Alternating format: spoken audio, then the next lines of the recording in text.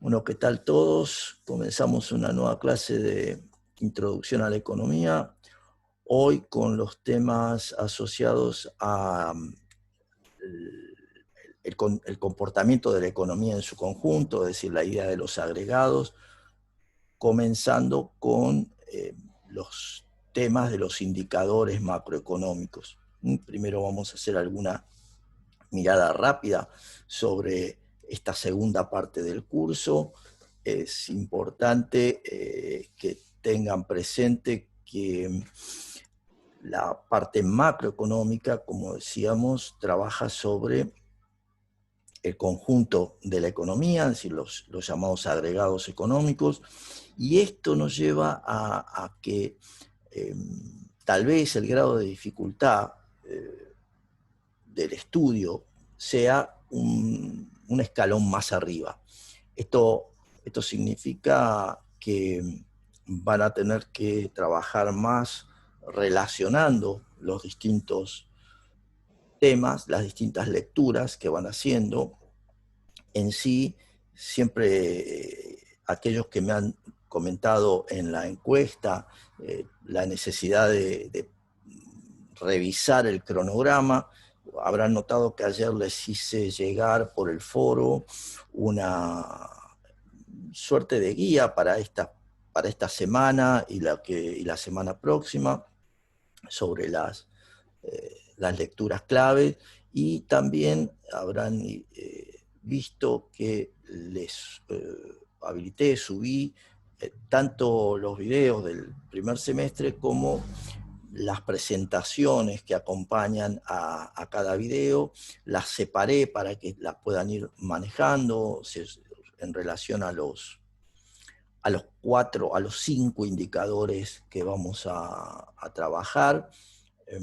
Así que desde el punto de vista del material tienen todo. Ese material es el que sirve para el test de lectura, seguramente 6, no, calculo que serán entre 6 y 10 preguntas, todavía no lo he armado, que desarrollarán el día jueves. También, para que no haya dudas, como lo dejé indicado en el cronograma, el 31 de octubre está planteada la mesa de recuperación, y para que no haya duda tampoco, aquellos que sientan que pueden mejorar su nota y están interesados en presentarse, no hay ningún inconveniente.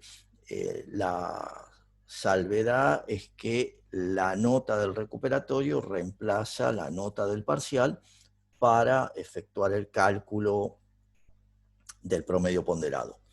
Es decir, la nota que sea. Si es mejor, bárbaro. Si es peor, bueno, se lamenta. Así que cada uno es libre de tomar la decisión que le parezca. Gis Ángel, buen día. ¿Qué tal? Otra cuestión más, como ya lo he marcado, las notas, el resultado de esa nota del recuperatorio es el que definirá si en el promedio ponderado, si aprueba la primera parte o, bueno, queda todavía, esperemos que no, la instancia del recuperatorio general. Hola, Gabriel. Ese recuperatorio general está ya también establecido para febrero, no recuerdo, pero son los primeros días de febrero. Así que, digamos, no hay, está mayormente todo, o por lo menos lo tengo planteado. También es importante que aquellos que conozcan, no, Salvador, no te perdiste nada todavía, estoy comentando, o te perdiste las cuestiones que comenta el profesor Díaz nada más, pero bueno, se redondea a 7 el 670, sí, Abril. A ver, para que no haya dudas, en todo lo que es la presentación de notas durante el curso, uso los decimales para que no haya dudas en cuál es la situación de cada uno, entendiendo que siempre redondeo desde 375 para arriba. en el caso de un 4. En el caso de los que tienen promedio 6.50, como lo dije el primer día de clases, eso ya para mí refleja como promedio del curso, ya para mí refleja un 7, por las exigencias que yo pongo en este curso. Claramente esos 50 centésimos que faltan son parte de lo que ponemos desde el curso, desde la cátedra, para decirlo así.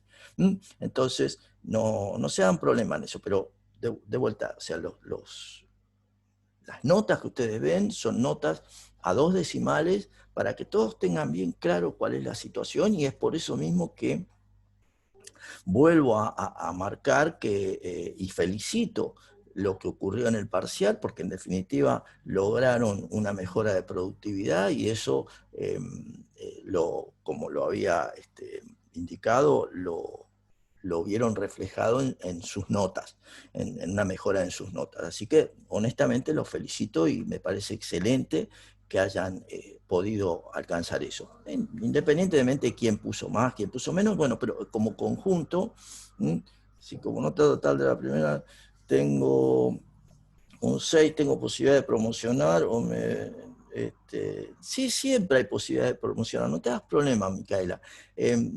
La nota final es la que indica si superado el 6.50 promedio entre la primera y la segunda parte, esa es la nota.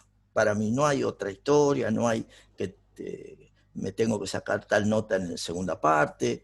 No hay problema con eso. O sea, yo voy simple, al promedio. Ya por eso mismo, como tienen test, como tienen, digamos, toda esta mecánica que impongo en mis clases, hace que luego yo los favorezca en el sentido de subir notas en la medida que claramente ustedes están haciendo los esfuerzos. Como les decía, para el recuperatorio también voy a manejar el mismo criterio, es decir, si la nota de recuperatorio, la nota promedio, si la productividad del grupo que rinda supera la productividad de los test, claramente eso se va a ver reflejado también en esa nota de recuperatorio, así que, bueno, bienvenido el esfuerzo que están haciendo, y debe ser debidamente premiado. Así que bueno, digo para que no haya dudas, esa es la manera en que pretendo que nos manejemos. Bien. El otro día cuando me di cuenta que estoy inscrito en la web de autorizada, los centros de tiro, no sé, entonces, puede ser materia, me dijeron que si no aparece, es porque no puedo presentarme a la clase ni tampoco puedo rendir los parciales, que fue un error de ellos no haberme dicho en que quedé en las 3. Bueno, Salvador, como también les indiqué, todos los que en la planilla son resaltados en amarillo, no están figurando en SIU, y honestamente no puedo hacer nada sobre eso.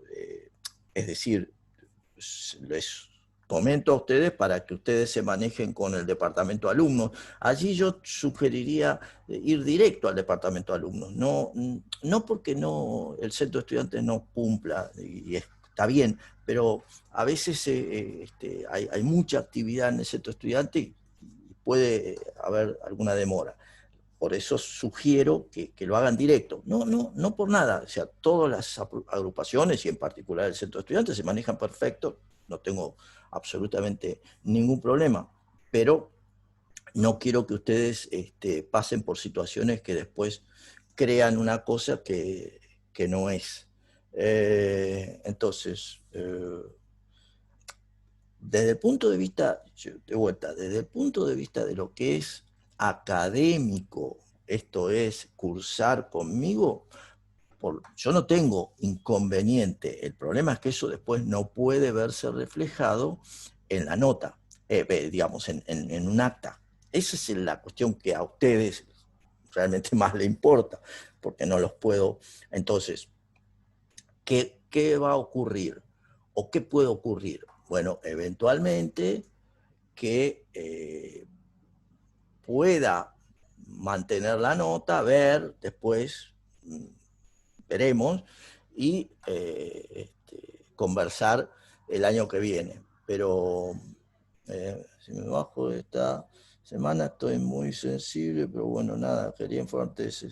Sí. No, bueno, en tal caso, Salvador, después me mandás un correo y vemos.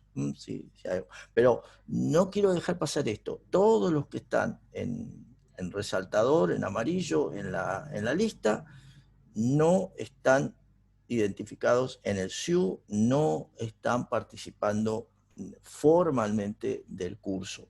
Así que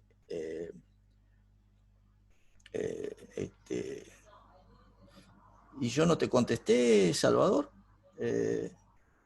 No, si me lo mandaste no lo vi. La segunda parte tiene que aprobar con 7 de para promoción. No, abril. No, es que entonces no me llegó, Salvador. No he visto ningún mail de tu parte. Por eso yo lo reitero. Contesto dentro de la, si no es enseguida, contesto dentro de las 24 horas. Así que al que no le contesté si hay algo es porque honestamente no está en mi bandeja, no porque nada, no está en mi bandeja. Contesto siempre al toque, como diría uno, sin vueltas, ¿sí? Call Center Economía. Sí, sí, no. Está perfecto. Yo con el recuperatorio del parcial, sí, Cecilia. De vuelta, este curso solo se basa en el esfuerzo de ustedes. Por lo tanto, si la nota promedio ponderado supera el 6, 650, 7, punto. No hay otra historia. O sea, nada. No tengo ningún requisito extra. ¿Por qué? Porque soy muy exigente y entonces el requisito extra es ese, que ustedes estén. Así que no se hagan problema. Si ustedes alcanzan la nota, la tienen. Ya está. Aparece como que se envió este mail. Si no te lo contesté, es probable que esté en la bandeja. Me fijo. No, no está, pero no importa. O sea, volver a mandar, yo ya sé que tengo que estar. Si no está, te digo. Es decir, no, reenvíalo. Bien, no asignemos más tiempo. También se cuenta por mejora. Sí, acabo de decirlo, tal vez traste recién, Micaela, pero sí, si hay mejora de productividad, la nota va a reflejar esa mejora de productividad del grupo. ¿Ok? Micaela. Bien. Y bueno, eduardo.díaz es mi mail, @econo.unlp.edu.ar. Lo estás viendo en pantalla, salvo que no estés viendo la pantalla, estoy ahí.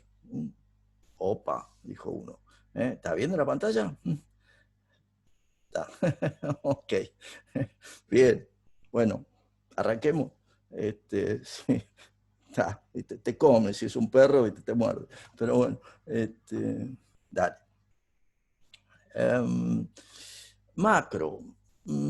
A ver, buen día, profe. Yo tuve problemas para hacer parcial, pero bueno, ya no me funciona muy bien internet, por eso miro las clases grabadas. Bueno, está bien, Valeria. Eso es un tema, sí, lo comprendo. Nada, lo mejor es esto, pero bueno, si no se puede. Y el 31 de octubre, como dije, es el recuperatorio. Bueno, avancemos. Macro. ¿De qué hablamos?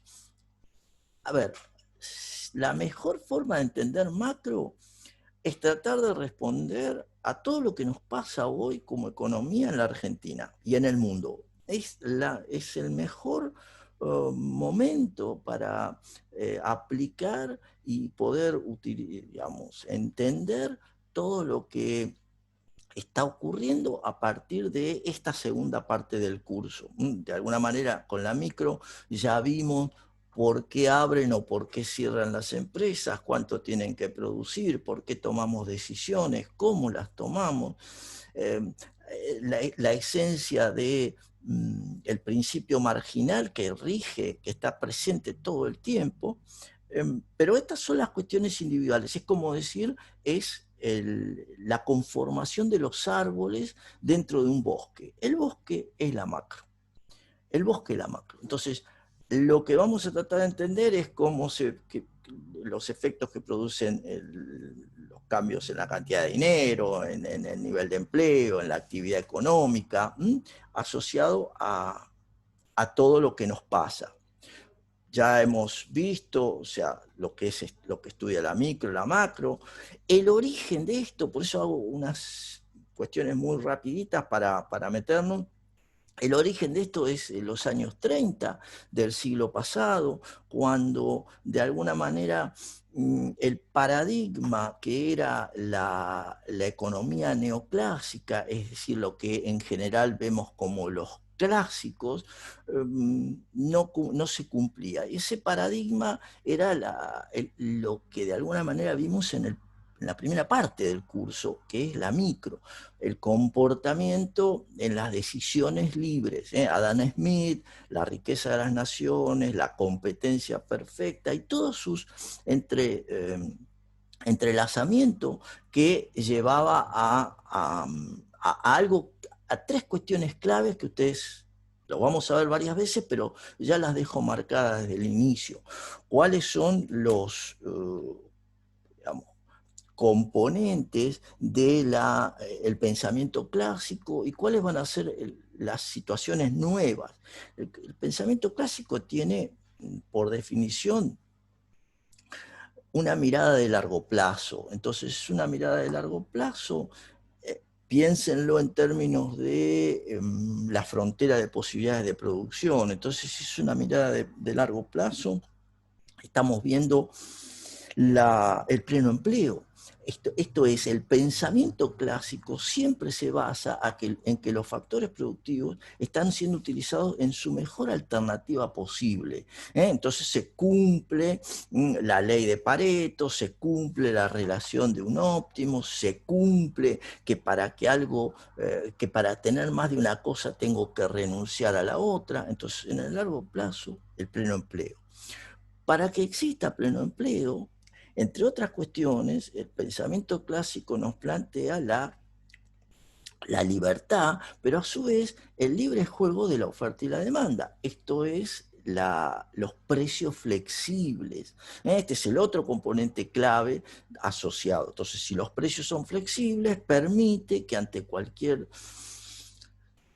falla, situación, no falla, sino de desequilibrio, porque hay más demanda, porque hay más oferta, o cualquier otra situación, los precios se ajustan. Entonces, pleno empleo, precios flexibles, y hay un tercer componente asociado a todo esto, que es la ausencia de ilusión monetaria. En el material que les subí tienen un artículo de Santiago Bulat que está marcando el concepto de ilusión monetaria. ¿Qué es la ilusión monetaria? Bueno, cuando nos creemos que por tener más dinero tenemos más poder de compra. Esa es la idea de la ilusión monetaria. Justamente para el pensamiento clásico, la esencia de cómo pensamos las cosas siempre es en términos reales, es decir, en términos relativos. ¿Cuánto vale mi trabajo en términos de kilos de pan que puedo comprar con una hora de mi trabajo? O esto es, con los recursos productivos que tengo, ¿qué cosas se pueden hacer? Frontera de posibilidades de producción. Entonces, la ausencia de ilusión monetaria es el tercer componente clave para el pensamiento clásico. Ya digo, lo vamos a volver a ver varias veces. En los años 30, ante la situación que se vive de crisis, el año 29, este paradigma de pleno empleo, de flexibilidad de precios, no se cumplía por rigideces, por distintos tipos de rigideces en la economía. ¿Y qué es lo que no se cumplía? Que ante caída de la demanda, que fue la esencia de la crisis del 29, una fuerte caída de la demanda, no ajustaban los precios a la baja en todas las situaciones. Esencialmente no se ajustaba el salario a la baja, y entonces eso trajo aparejado un desempleo ya no coyuntural, es decir, ya no de corto plazo, sino un desempleo estructural. Y esto lo vamos a ver también, pero ese es el gran tema. Es ahí donde aparece un economista, es decir, ya tenía presencia desde hacía tiempo, John Maynard Keynes, que es inglés, que, digamos, muy reconocido en Inglaterra, con presencia en distintas situaciones de la política y de las instituciones, y eh, él visualiza una manera diferente de pensar el problema, ya no desde el punto de vista como lo pensaban los clásicos, sino que es un pensamiento más desde la oferta. La frontera de posibilidad de producción es la oferta, de alguna manera, sino que Keynes visualiza una manera alternativa, y eso lo lleva a utilizar una herramienta nueva, esencialmente eh, la rescata del pasado la tabla económica, el flujo circular de la renta, que era una forma de pensar que se había dejado, es decir, es una forma de pensar la economía que viene de la época de los fisiócratas con François Quesnay, eh, pero eso había quedado como perdido en el tiempo, y Keynes lo retoma para tratar de entender la economía desde el conjunto. Hasta ese momento los clásicos la pensaban desde los mercados, no desde el conjunto. El conjunto quiere decir cómo reaccionan el total de la economía ante los cambios. El caso clásico lo mira desde qué le pasa a cada mercado ante situaciones de cambio. Entonces, Keynes, ante esa situación, revisa y plantea una manera nueva de pensar, la mirada de conjunto. Y es ahí donde nace la macroeconomía. Es decir, hasta ese momento no era un ámbito del pensamiento económico a desarrollar. No, nadie se preocupaba, entre comillas, por ese tema. Entonces, nace la macroeconomía, nace con cuáles premisas. Bueno, algunas muy claras. La idea de el desempleo no es algo circunstancial, es decir, a diferencia de los clásicos, para Keynes, lo normal es que exista desempleo y eventualmente en algún futuro puede existir pleno empleo. Entonces, noten ustedes que él cambia la manera de pensar al corto plazo, desde el largo plazo clásico al corto plazo con la visión keynesiana. Asociado a esto dice, pero ¿por qué puede existir desempleo? Bueno, entre otras cuestiones porque hay cierta rigidez en ajustar los salarios. Noten de nuevo el enfrentamiento. Para los clásicos los precios son flexibles. Para Keynes y el pensamiento keynesiano los precios tienen rigideces. Entonces no se mueven a la baja como uno querría, tal vez. Sí a la suba, pero no a la baja. Ese es otro de los temas claves. Y una tercera cuestión que está vinculada a esta idea de la ilusión monetaria, en el sentido que en el corto plazo los individuos pueden creer que por tener más dinero en su poder tienen mayor poder de compra, pueden acceder a más bienes. Y esto es un tema clave, lo vemos en Argentina, muchas veces en las declaraciones de los políticos y demás, cuando dicen, declaraciones de campaña, le voy a poner dinero en el bolsillo a la gente. Bueno, digamos, esas declaraciones son bárbaras, son geniales, pero esas declaraciones, ese tipo de declaraciones, son justamente la idea detrás de, porque creo que tengo más dinero, voy a tener más poder de compra. Como están notando, esta situación en los últimos meses y en los próximos que vendrán, se va a traducir en cambios en los precios. Se traduce y se va a traducir en cambios en los precios. Bueno, pero todas estas cuestiones son las que lo llevan a Keynes a plantear la idea general, y esa idea general que surge, de nuevo, ¿sería una falacia? En realidad sí la podrías tomar como una falacia de composición, porque en el sentido de que porque yo tenga más dinero, yo tengo poder de compra, pero cuando todos tienen más dinero, en realidad el poder de compra cae. Buen punto, Micaela, buen punto. Esa sería la falacia de composición.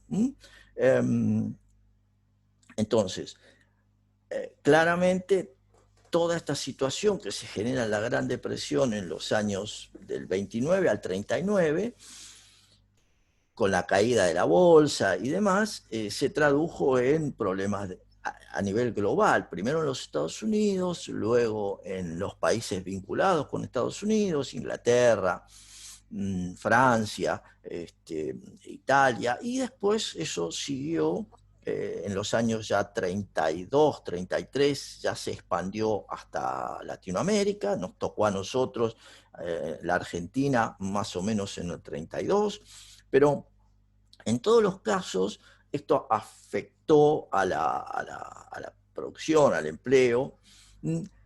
La esencia básica, la clave de esto fue, este ejemplo también podría ser aplicable a la crisis del 2008. Se toman como ciertas similitudes, y lo mismo al comienzo de esta situación del COVID-19 también se toman con cierta similitud. La crisis del 2008 fue una crisis netamente basada en los aspectos financieros, que luego se expandió al resto de la economía real, y en el caso de las burbujas especulativas en las bolsas de Estados Unidos en el año 29 también, fíjense, hubo fallas de comportamiento de las políticas que tomó, digamos, el accionar que tomó la Reserva Federal, el llamado Banco Central de los Estados Unidos, en la época, en el año 29. En rigor, en ese momento no tomaron decisiones, entonces al no tomar decisiones, la burbuja especulativa, cuando hizo explosión, la burbuja especulativa se dio ¿por qué?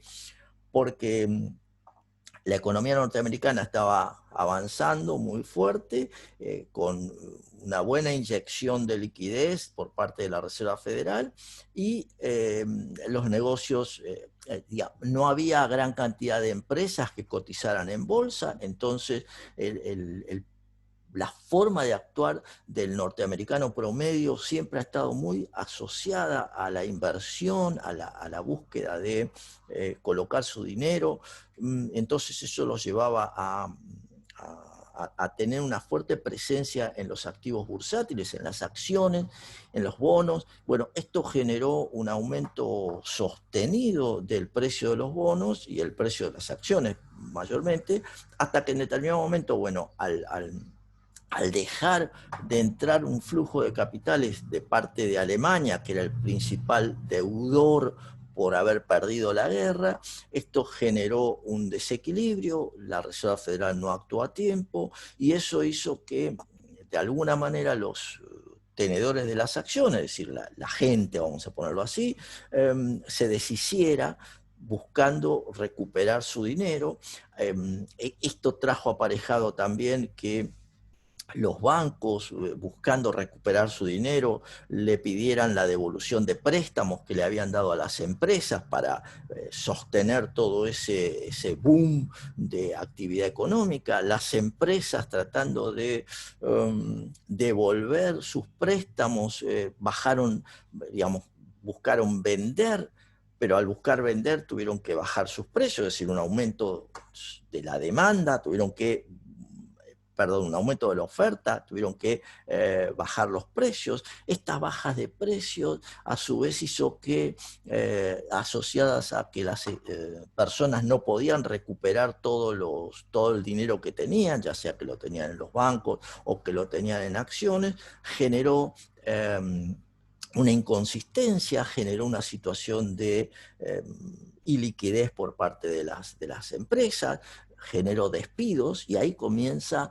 a generarse, a desarrollarse esta bola que terminó siendo una caída de la actividad económica de el 40% de las acciones, pero en sí la actividad económica llegó a estar hasta 25% abajo en términos de Producto Bruto. Entonces, todo esto es el caldo de cultivo en el cual la teoría asociada a Keynes, las grandes pérdidas y las teorías asociadas a Keynes, se sustentan, y esas fuertes caídas, desempleo hasta el 23%, no había instrumentos para comprender la situación, por eso este pensamiento keynesiano novedoso, porque era otra forma de entender la economía. Digamos, la teoría clásica planteaba el ajuste. Cuando hay un desequilibrio, ya sea de oferta o de demanda, los mercados se ajustan. Y esto era lo que desde Adam Smith por 200 años, y digamos más o menos, había estado vigente.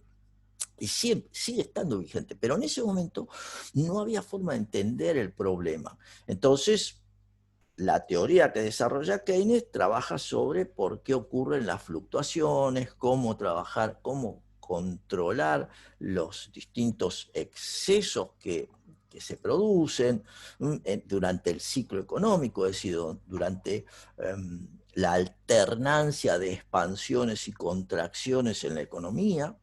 Y ahí aparece entonces el alto desempleo, capacidad ociosa de los factores productivos. Acuérdense, cuando uno está diciendo eso, ustedes rápidamente tienen que decir, eso en la frontera es un punto dentro de la frontera de posibilidad de producción. Es decir, ahí tienen que hacer la conexión con todo lo que saben. Entonces estoy en un punto dentro de la frontera de posibilidad de producción. Esa es la cuestión clave. Si uno dice, es como, para que no haya dudas, ¿no? Es como si dijéramos, estoy en la frontera, esto es el pleno empleo clásico, y esto es bienes públicos, bienes privados. Esta es una situación de desempleo, mala asignación de recursos, no utilización de todos los factores productivos. Entonces, esto es la crisis del 29 hasta el 39. Esto es nuestra situación en el 2001, Argentina, en el 2001 cuando nos caímos por la recesión. Y entonces, de acá uno dice, bueno, ¿cómo voy? ¿Cómo me recupero? Esta es también nuestra situación actual. Fíjense que el 2020 nos pone en un punto claramente dentro de la frontera, con un 13% de desempleo, temas que vamos a ir viendo, pero con un 13% de desempleo, con una caída de la actividad económica del orden del 12 o 13%, 12% como mínimo para todo el año. Entonces, esto es la idea de donde ustedes, donde estamos parados, y por eso digo que es muy importante para ustedes relacionarlo. Todo esto está íntimamente relacionado con lo que estamos viendo. De alguna manera, las elecciones en los años 30, en 1930, si mal no recuerdo, o algo así, donde el enfrentamiento entre los dos partidos clásicos digamos, que definen la política norteamericana, los conservadores o los republicanos por un lado. En ese caso estaba el presidente Hoover y los demócratas, o los liberals, lo que serían los socialdemócratas a la europea, para los norteamericanos son los liberals, no son los liberales, son los liberals, que es distinto. Los liberales, desde el punto de vista ideológico, estarían asociados más a los republicanos. Pero entonces, esas dos fuerzas compitiendo, el candidato a presidente demócrata era Franklin D. Roosevelt, o sea, Franklin Delano Roosevelt, quien le plantea a la sociedad norteamericana el New Deal, o sea, un nuevo trato. Y ese nuevo trato tenía que ver frente al bajo grado de acción mostrado por el presidente Hoover, el anterior, que era republicano, con la idea de no meterse con la economía, pensamiento más clásico. Roosevelt les dice, siguiendo de alguna manera las ideas keynesianas, este nuevo trato donde plantea la intervención del Estado. O sea, un Estado presente, como diríamos hoy, es decir, las frases de actualidad son el Estado presente. Bueno, Roosevelt les plantea eso, y de alguna manera esta situación es la que ayuda a los Estados Unidos a salir en parte del problema. Piensen ustedes que, como lo vamos a ver, la depresión duró hasta el año 39, no es casualidad que en ese año comienza la Segunda Guerra Mundial, digamos, no es algo que, mirá vos, no, tenía que ver con también una forma de poner en marcha toda la maquinaria de guerra, que eso genera puestos de trabajo, buena utilización. Pero las ideas, de nuevo, como les digo, keynesianas en este caso, sirvieron para sostener y, digamos, recuperar la actividad económica, con una salvedad que siempre me gusta marcar. El presidente Hoover, el republicano, por definición política, tenía el superávit de la balanza, el superávit de presupuesto, o sea, superávit presupuestario. En castellano, gastaba menos que lo que recaudaba, para hacerla fácil. O sea, tenía superávit presupuestario, tenía ingresos. Esos ingresos sirvieron para sostener gran parte del programa que Roosevelt planteó de esta intervención del Estado. Es decir, sin los ingresos que tenían ahorrados el Estado por ese superávit, difícilmente lo hubiera podido lograrlo. Esto lo vamos a ver en profundidad más adelante, pero digo para que ayudarnos. ¿Y por qué hago este comentario? Porque gran parte de todas estas medidas y lo que está ocurriendo en el mundo hoy, que también se han tomado medidas similares de intervención del Estado, están sostenidas. ¿Por qué? Porque previamente los estados tienen ahorro, han tenido, digamos, un nivel de ingresos desde el punto de vista de recaudación tributaria superior al nivel de gastos. Y esos son los ahorros que luego les permiten mantenerse, si bien vamos a ver expansión de la cantidad de dinero, vamos a ver muchas cosas, pero digo para que no haya dudas en ustedes de por qué a alguien le fue bien haciendo esto que nos plantea la teoría keynesiana, que de alguna manera la vamos a estudiar. Las políticas esencialmente, bueno, son, como ya lo hemos planteado cuando hablábamos de lo normativo y lo positivo, las decisiones que toma el gobierno para influir en la economía buscando objetivos de bienestar. Y esos objetivos generalmente están asociados a la estabilidad en el nivel de precios, que el desempleo sea lo más bajo posible, que haya una mayor actividad económica, que se genere procesos productivos que se traduzcan en crecimiento, y bueno, que las diferencias entre ingresos y gastos sean las menores posibles, en muchos casos la existencia de equilibrio, equilibrio en el sector público, equilibrio en el sector externo. Es decir, todo esto tiene que ver con lo que vamos a estudiar. Por eso es muy importante en ustedes que abran la cabeza y digan, bueno, ahora ya no es la función de oferta y demanda que estaba viendo, ahora tengo que ver un conjunto de situaciones para poder entender cómo funciona la economía en la que me muevo, ¿sí?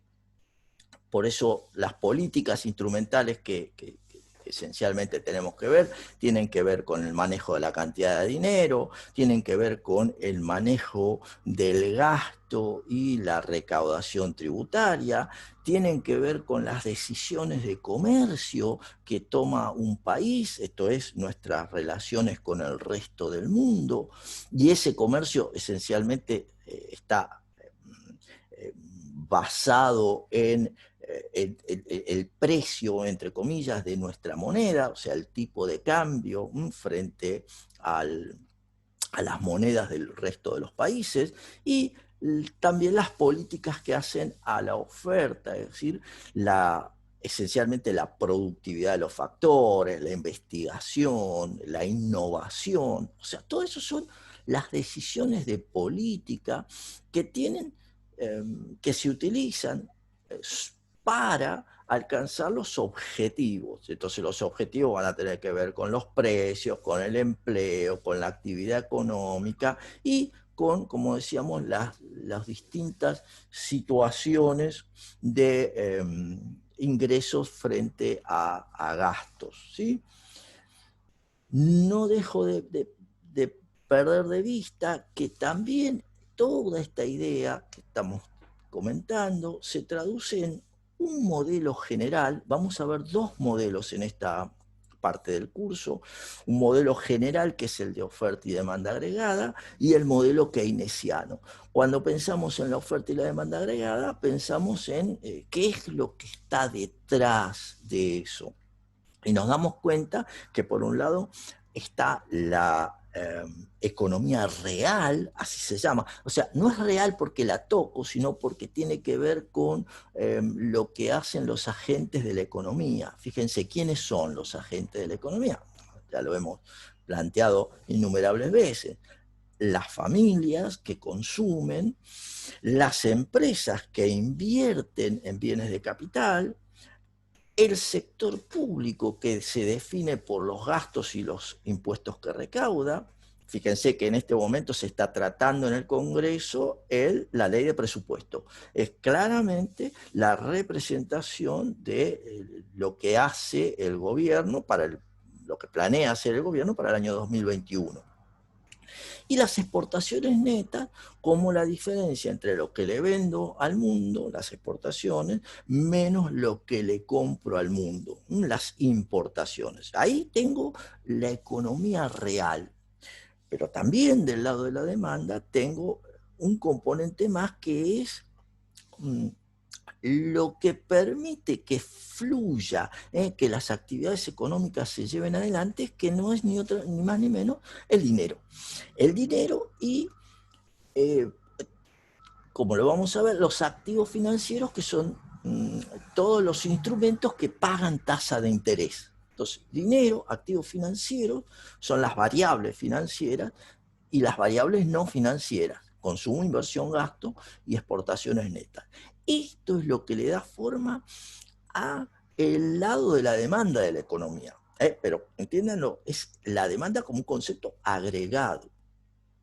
Por el otro lado, tengo la oferta agregada. ¿Y en qué está sustentada esa oferta agregada?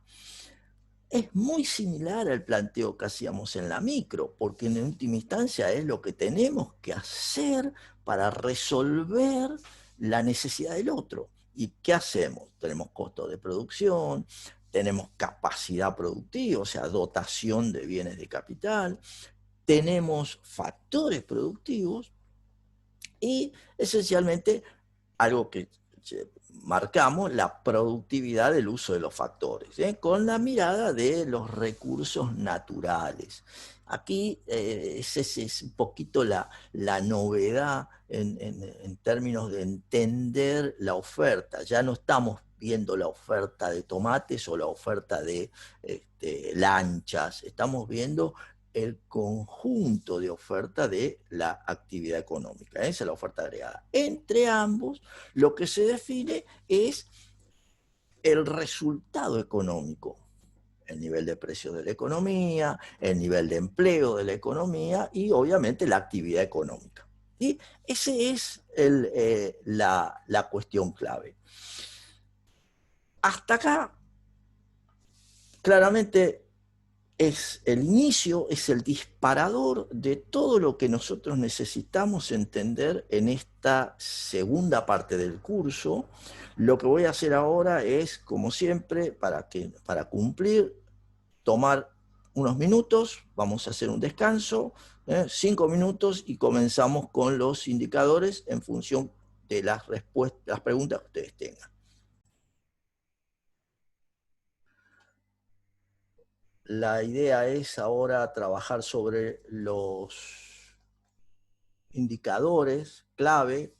Cuando uno dice indicadores clave, es para que ustedes se hagan la idea. Acaba de estar la misión del Fondo Monetario Internacional, que va a volver en noviembre. De alguna manera, ¿qué le preguntaron al gobierno? Bueno, muchachos, a ver, ¿cómo salimos de esta? ¿Qué nos plantean? ¿Cuál va a ser el plan para recuperar la economía? Eso es lo que esencialmente le vino a preguntar el Fondo Monetario al ministro Guzmán, y entre otras cuestiones, para hacerlo muy elemental, ¿qué cosas se observa cualquier digamos, hacedor de política o tomador de decisiones a nivel mundial y a nivel local para entender cómo le va a una economía cualquiera? Bueno, los indicadores. ¿Y cuáles son los indicadores? O sea, esencialmente los indicadores que tienen que ver con el precio, con los precios, con la actividad económica asociada al nivel de empleo o al nivel de desempleo, con la actividad económica en su conjunto, y esto es la idea del crecimiento, y con los distintos equilibrios, tanto internos como externos. Piensen ustedes que eso es lo mínimo que cualquiera quiere saber o quiere ver cómo se viene comportando para entender la dinámica de cualquier país. Cualquiera. De cualquier país y de cualquier región, de cualquier provincia, en el caso de la República Argentina. Esto es la clave. Entonces, entender los indicadores.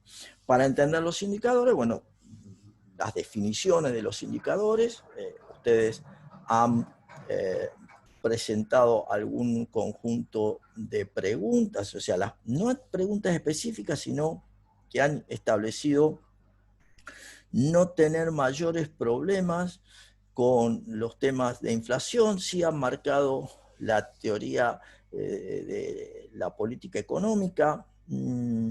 Hay 30 respuestas. Me gustaría que hubiesen más respuestas. Esto igual, este formulario va a quedar abierto porque lo vamos a usar también para el día jueves. Para que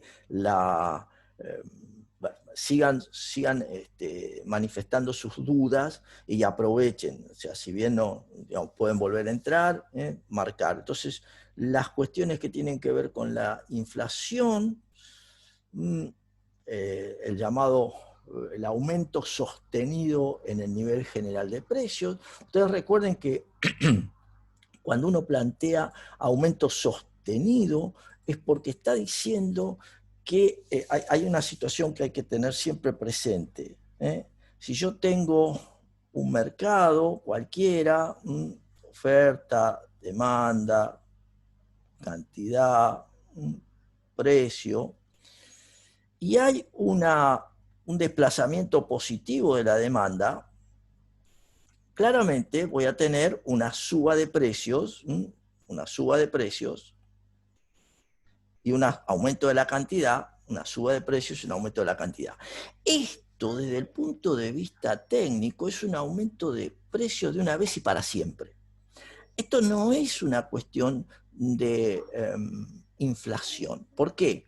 Primero porque tiene que ver muchas veces con los problemas estacionales. Esto es, en verano aumenta la demanda de helados, en invierno aumenta la demanda de pullovers. Entonces, lógicamente, eso trae aparejado cambios en los precios.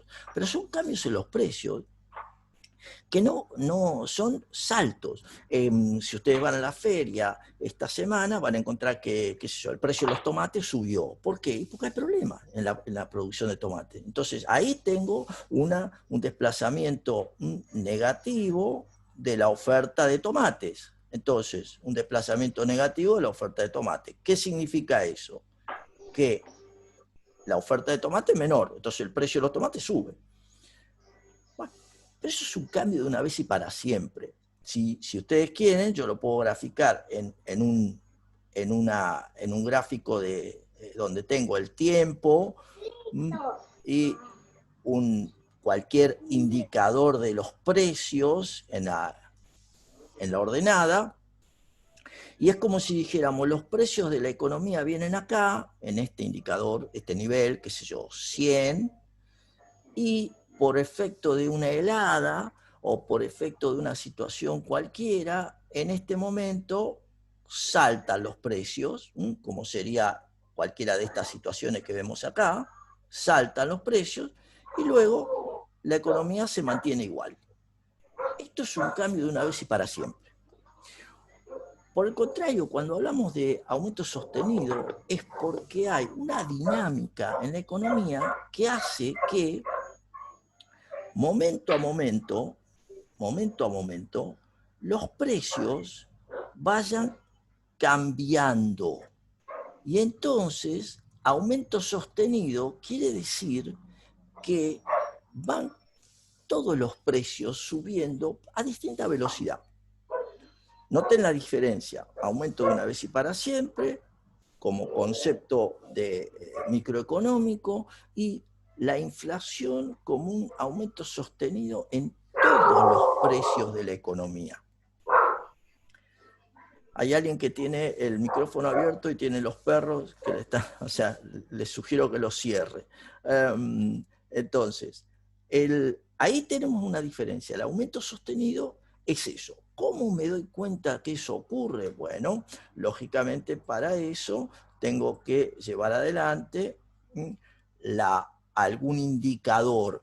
El indicador, ustedes lo ven publicado todos los meses, que es el índice de precios al consumidor, que está basado en una canasta de bienes. Entonces, los que están preguntando, bueno, ¿cómo se calcula esto? La canasta de bienes se registra en base a lo que una muestra representativa de los argentinos gasta. Es decir, esa canasta de bienes, esa sexta canasta, refleja el gasto promedio de una familia tipo, 2 mayores con 2 menores. Note que ahí la evolución de las situaciones sociales de alguna manera ha hecho que esto se vaya modificando, pero sigue siendo todavía 2 mayores y 2 menores una familia tipo. Si bien en muchos casos es un mayor con menores, por situaciones distintas situaciones sociales, pero 2 mayores y 2 menores. Bueno, el concepto de canasta entonces sirve para establecer el valor de base. El valor de base es el punto de partida, como si diríamos el valor de base, voy a plantearlo acá, el valor de base es la idea de, el valor de base es el valor de la canasta, el valor de la canasta es la sumatoria desde igual 1 hasta n, ¿de qué? Del precio de los y bienes en el momento base, en el momento considerado, por la cantidad de los y bienes en ese momento considerado. Este es el valor, voy a borrar acá, Voy a agarrar ahí. Bueno,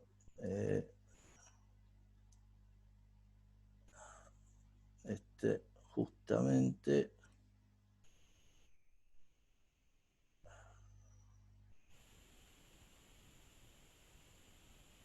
bueno, entonces, ese valor de la canasta, como decía, de la canasta de bienes,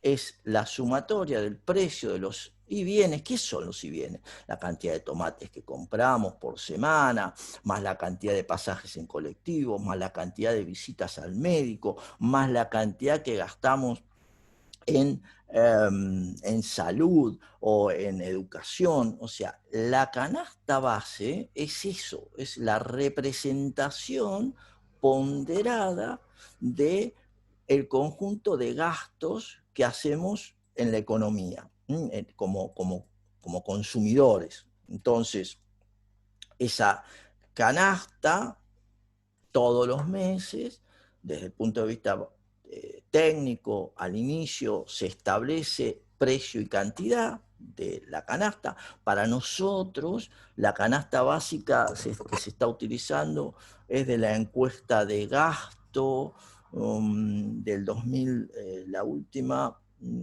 es decir, la última canasta se calculó en la encuesta de gasto del 2012, no recuerdo ahora si en el 2016, y esa canasta, en definitiva, es la que nos define ese costo que yo les marcaba.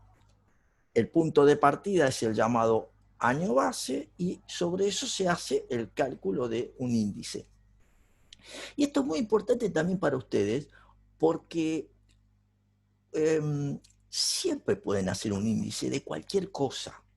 Esto es, con que yo tenga el valor del momento de partida, el costo de la canasta en el periodo de base, y ese mismo costo de lo que sea, en el momento que estoy analizando, yo ya puedo hacer un índice. Puedo hacer el índice de las ventas en el kiosco, si estoy trabajando en un kiosco, puedo hacer lo que quiera. Un índice es una construcción.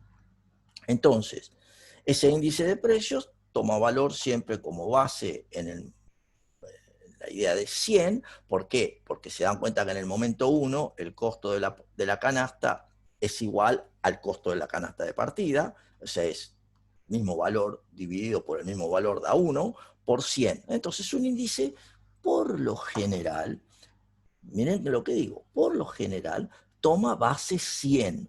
A veces también encontramos índices tomados en tanto por uno, pero lo normal es que los índices se construyan con base 100, es decir, multiplicándolos por 100.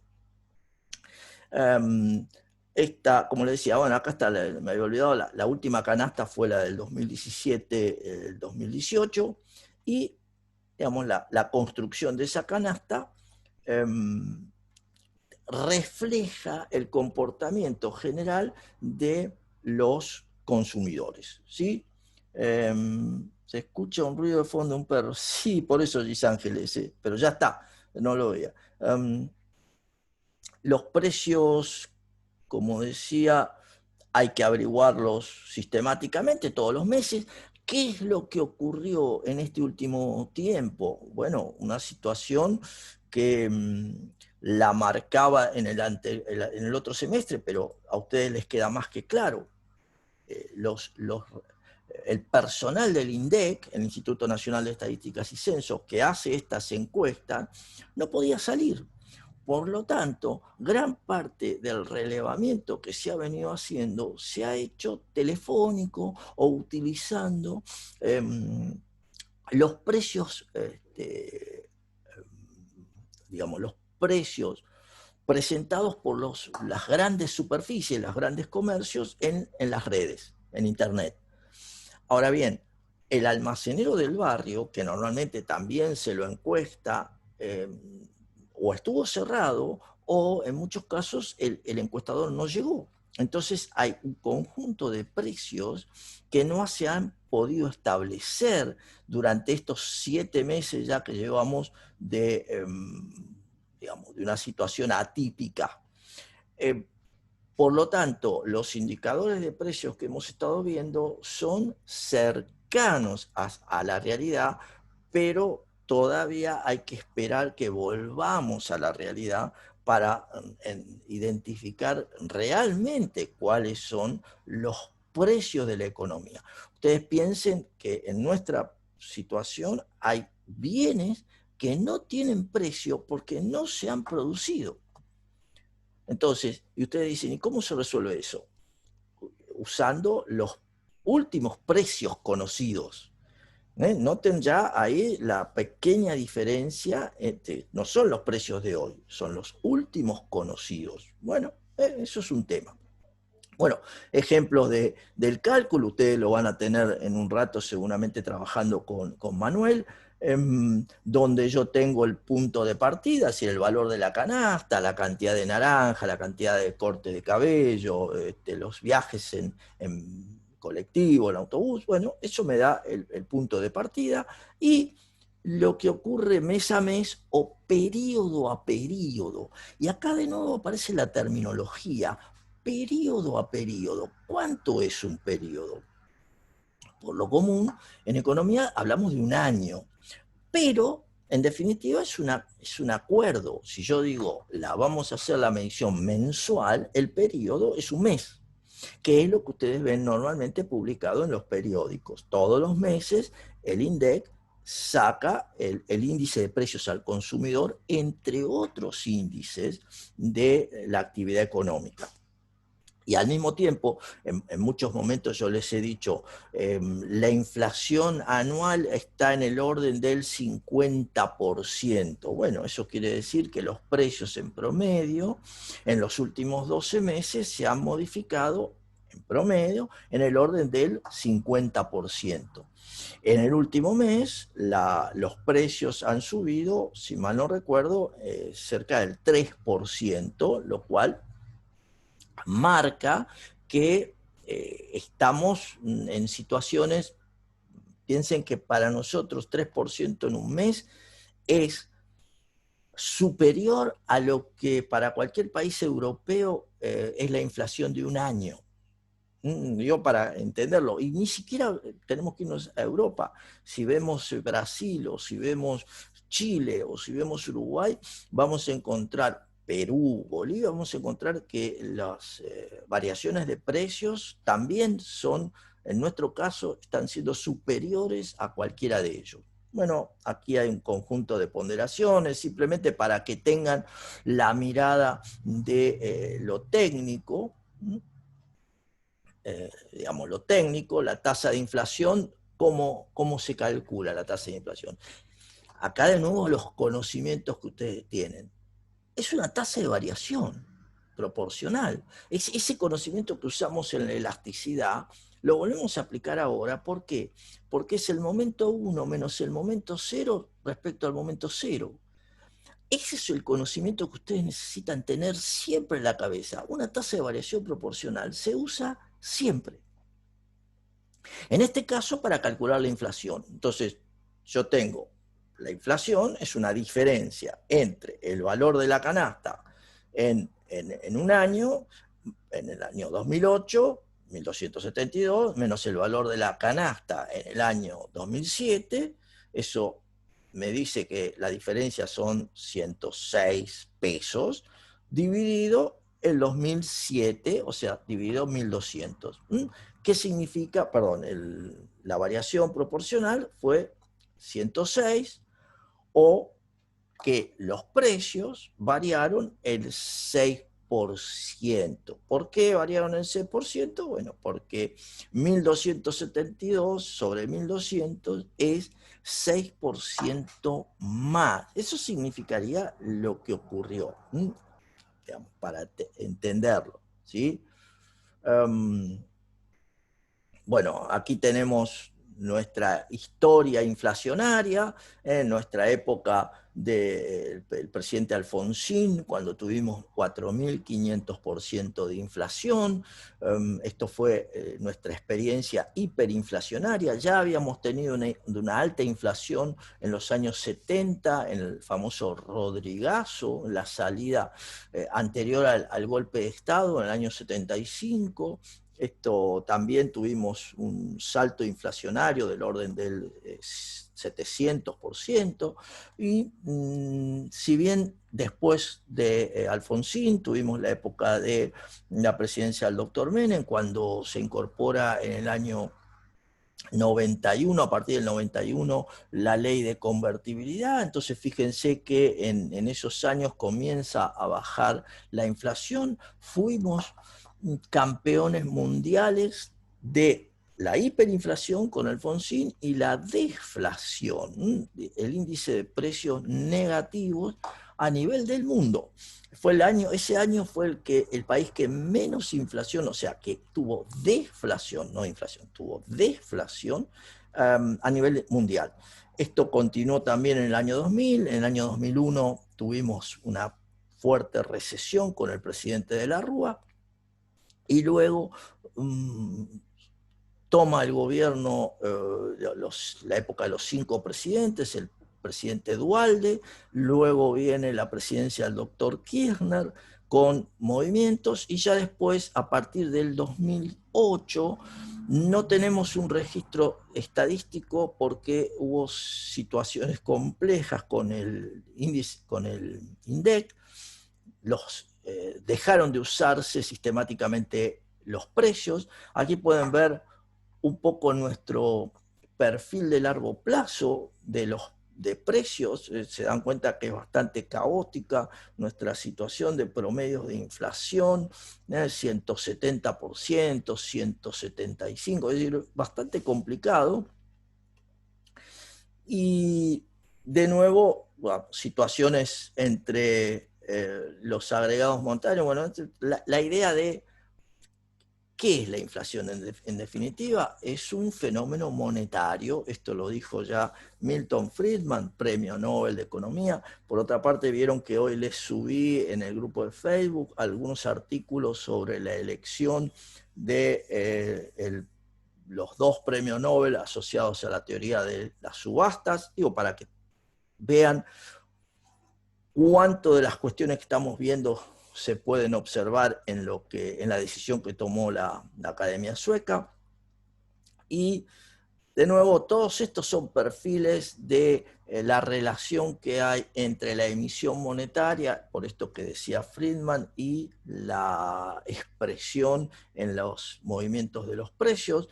Esencialmente, si no hubiera una emisión monetaria, o sea, un aumento de la cantidad de dinero, difícilmente podría explicarse la suba de precios. No digo que no haya posibilidad, pero difícilmente. Y esto también es un poco lo que les comento a la luz de la fuerte emisión de cantidad de dinero que está haciendo el gobierno, y digamos, lo vamos a ver y lo estamos viendo, cuál va a ser su impacto en los precios de la economía en los próximos meses. Esto, como vamos a estar cursando, vamos a poder analizarlo sin problema. Esencialmente, las causas de la inflación, si bien, como les digo, es un fenómeno en todo tiempo y lugar estrictamente monetario, podemos ver ciertos desequilibrios que le dan origen a la suba de precios, y esos desequilibrios pueden estar entendidos como una mayor demanda sobre los bienes. Esto es, pensemos en la frontera de posibilidades de producción, y hay una expectativa de sentirnos mejor o de querer más cosas, por la razón que sea. Entonces eso se traduce en una mayor demanda a nivel macroeconómico, se puede traducir en una suba de precios de la economía. Por el otro lado, puede haber una inflación por el lado de los costos, donde por situaciones de desequilibrio, por situaciones estructurales, por cambios en los salarios, a nivel general, la oferta agregada se desplaza negativamente y eso también trae aparejado lo que se entiende como inflación de costos. En nuestro caso, y noten ustedes la relación con el manejo del tipo de cambio, el gobierno en este momento busca que no devaluar la moneda, es decir, no modificar la relación de cambio con el resto del mundo, para evitar, entre otras cosas, que esa suba del tipo de cambio se traduzca en un aumento de los precios de, obviamente, los bienes importados. Entonces, el aumento de precios de los bienes importados se va a traducir, digamos, ¿dónde lo vamos a ver? El aumento de precio de los bienes importados, dado que nosotros tenemos una necesidad importante en los procesos productivos de insumos importados, insumos por un lado, y tenemos la demanda de bienes importados de consumo final, ambas situaciones inciden en el precio de los bienes. Entonces, allí podríamos estar en presencia de una llamada inflación de costos por ese lado. Por último, también las expectativas de inflación. Cuando cualquiera de ustedes mira los informes que se publican todos los meses sobre las consultoras y lo que la gente piensa, yo les diría, en este momento, la gente, o sea, nosotros, desde el punto de vista de conjunto, estamos esperando una suba de precios del orden del 40-43%. Esto es lo que cuando nos consultan distintos organismos que se dedican a eso, le decimos. Entonces, el procesamiento de esa información muestra las expectativas de inflación. Esto es muy importante entenderlo. ¿Por qué? Porque en función de eso tomamos decisiones. Acuérdense, ¿cuánto espero que suban las cosas? ¿Me conviene esperar o quiero comprarla hoy para evitar que suban? La demanda se desplaza hoy. Bueno, ese juego está asociado a las distintas causas representativas de la suba de precios. Todo esto se traduce también en costos, en efectos negativos, la incertidumbre, ¿a quién le pega más? ¿Quién pierde más cuando la inflación se desata, o sea, aumenta?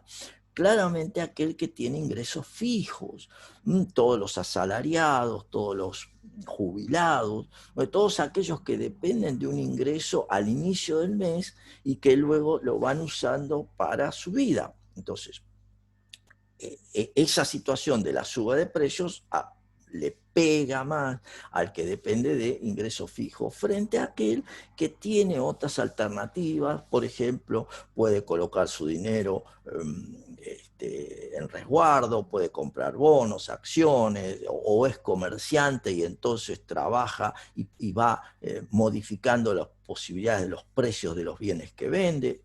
Estos son grandes temas que tienen que ver con los efectos redistributivos, los efectos sobre el costo que le asignamos a buscar precios. Noten ustedes todo el tiempo que a veces, entre comillas, perdemos tratando de encontrar el mejor precio. No es que esté mal eso, pero eso surge porque hay procesos inflacionarios. Entonces estamos tratando de optimizar. Bueno, esos son también efectos, costos que están asociados a toda esta situación. Si observan muchos artículos periodísticos en los últimos meses, se habla lamentablemente de posibles situaciones hiperinflacionarias, nuevamente en la Argentina.